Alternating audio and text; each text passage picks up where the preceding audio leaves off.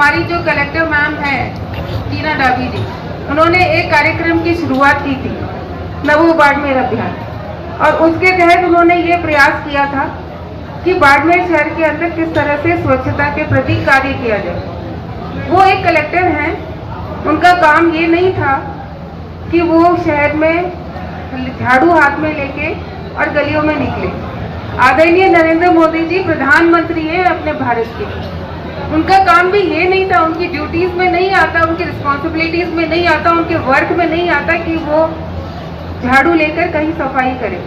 ये एक मैसेज देने का काम होता है, एक मोटिवेशन का काम होता है कि हम सभी की ड्यूटी बनती है, चाहे हम किसी भी पद पर हों, चाहे हम बड़े से बड़े पद पर हों, लेकिन ये हमारी ड्यूटी बनती है कि हम अपने शहर को स्वच्छ रखें। तो जब हमारे देश के प्रधानमंत्री हाथ में झाड़ू लेकर सफाई करने का काम कर सकते हैं, जब हमारे सांसद लोग कर सकते हैं, मुख्यमंत्री साहब कर सकते हैं, हमारी कलेक्टर कर सकती है, हम कर सकते हैं, विधायक लोग कर सकते हैं, तो क्यों नहीं हम सबको अपना अपना कर्तव्य निभाना चाहिए। हमारा उद्देश्य ये होता है कि मेरा घर तो साफ हो जाए, लेकिन सामने वाला है तो गली है वो गंदी हो तो हो नहीं, ये हम सभी का दायित्व है।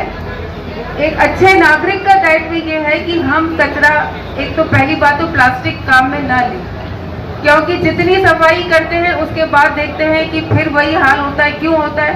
क्योंकि जो भी दुकान वाले हैं या जो ग्राहक है वो प्लास्टिक यूज करते हैं, वो यूज करके उन्हीं नालियों में डाल देते हैं, वहाँ कचरा इकट्ठा हो जाता है। तो कितनी भी आप सफाई करोगे परिणाम वही होगा।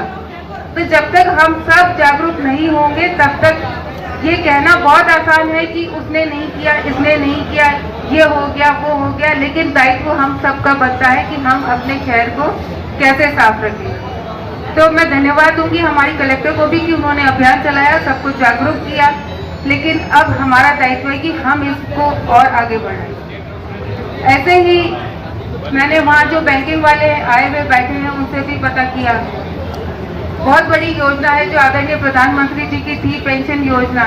एक में तो आपको सिर्फ 376 रुपये जमा कराने हैं और एक में आपको सिर्फ 20 रुपये जमा कराने हैं, और उससे आपको 2 लाख का इंश्योरेंस मिलता है। हम भगवान न करे किसी के साथ कुछ ट्रेजेडी हो जाए, कुछ गलत हो जाए, लेकिन वक्त है, कभी किसी का पता नहीं चलता।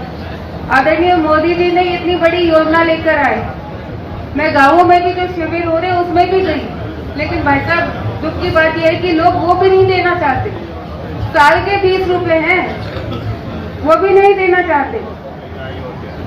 मैं तो कहती हूँ उससे ज्यादा खर्चा तो आपके दूसरे शौक है उसमें पूरे हो जाते होंगे, लेकिन आपको इतनी बड़ी योजना का लाभ मिल रहा है। अभी मैंने देखा कि सिर्फ शायद एक व्यक्ति ने कोई रजिस्ट्रेशन कराया है, बाकी कोई करवाता ही नहीं है।